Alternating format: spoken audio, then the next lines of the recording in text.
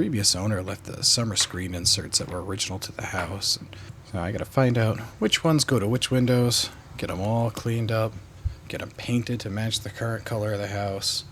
So we're gonna pop these out. Finally found ones that fit. You can see here just how gross they are from sitting up in the mezzanine on the garage for 60 or so years.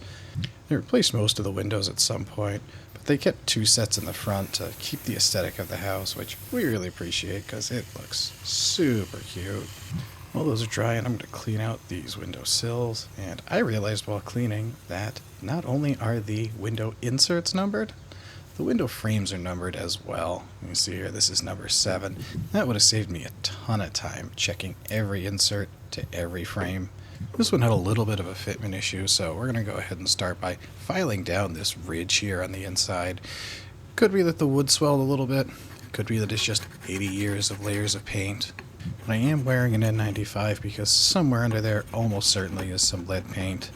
As an adult, a small amount of exposure to lead really is inconsequential, but if I had children in the home, I'd be taking extra precautions. Final fitment here, just kind of rubbing that insert in the frame and sanding down the last high spots. Now the screens are dry, I'm going to get them prepped for paint. Just using a brass brush here to scuff up the surface a little bit, knock off any loose debris, get some of that old paint off of there. The key to a decent paint job is good preparation. Some spots are pretty rough and need to be taken all the way down. I could take all of the frames all the way down to the wood, but it's really not necessary. It'd be a lot of extra work and the outcome would not be all that different. There's something that nobody but me sees up close.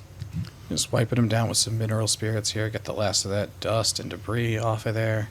Previous owners were polite enough to leave cans of only the current paint. So I had the ability to just go ahead and use some old paint, match these right up. I thinned it out with just a couple of drops of water because this is going to be some mostly really fine cutting. Don't want it to be too thick. Let it flow a little bit. It's a real zen to painting that I both love and hate. You can see that there is still a bunch of red paint that has gotten onto the screen from the previous owner. I'm not going to try too hard to cover all that up because from far away, the red blends into the screen much better than the gray does. And again, nobody but me, my wife, and the mailman are going to get too close to these, so I'm not too worried about it. I got all of them nice and painted up. Looking pretty fresh. Not perfect. Screens ain't perfect. Window frames ain't perfect. House 100 years old, house ain't perfect either. And sometimes it's better to just go ahead and get a project done than spend 10 times as long trying to make something perfect that ain't gonna be.